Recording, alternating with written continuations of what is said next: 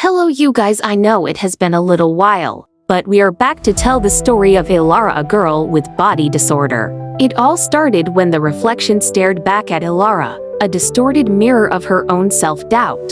Her eyes, usually the color of a summer sky, were dull, clouded with the perpetual storm of self-criticism. Her hair, a cascade of fiery red, was pulled back in a severe bun, a symbol of the control she desperately tried to exert over her unruly emotions. Ilara hated the way she looked.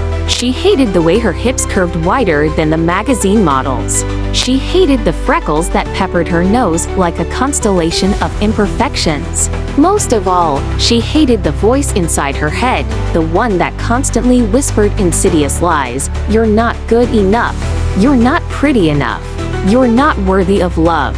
Her days were a monotonous cycle of striving to meet impossible standards. She devoured self-help books, meticulously followed diet plans, and spent hours at the gym, punishing her body in a futile attempt to reshape it into something she thought was desirable. She chased external validation, seeking approval from others to fill the gaping hole within herself.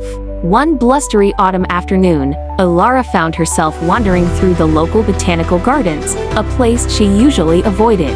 It reminded her too much of her grandmother, a vibrant woman who had always encouraged Ilara to embrace her individuality.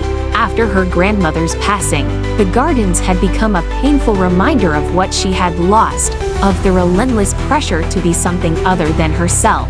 She paused before a bed of chrysanthemums, their bright yellow petals defiant against the gray sky.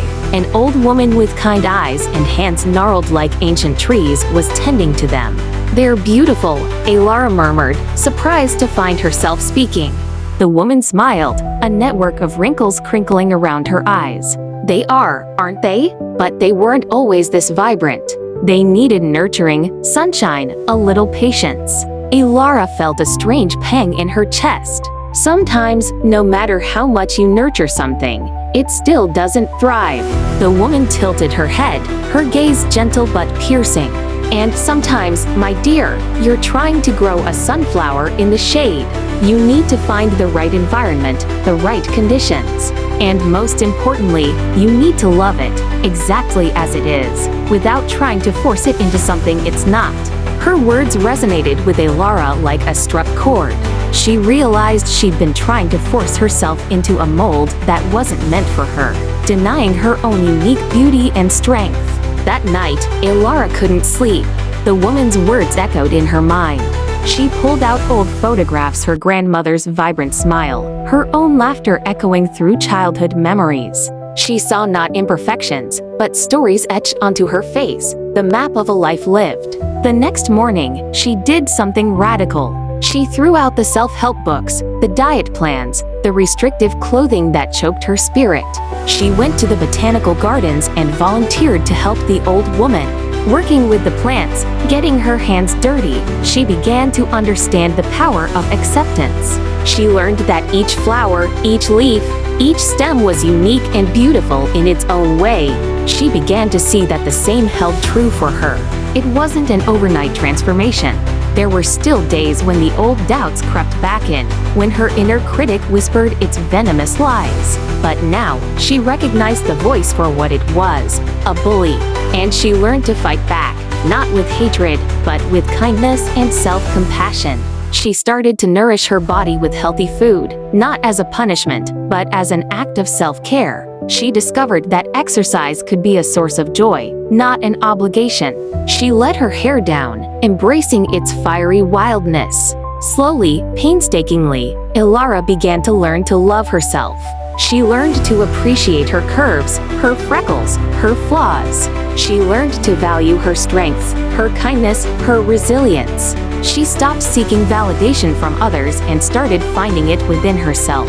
One day, she stood before the same mirror, but this time, the reflection was different. Her eyes sparkled with a newfound light. The storm within had subsided. Her hair cascaded around her shoulders, a vibrant testament to her untamed spirit. She still saw her imperfections, but now she saw them as part of her, as unique aspects of the beautiful, complex person she was. She smiled, a genuine smile that reached her eyes, and whispered, "I love you."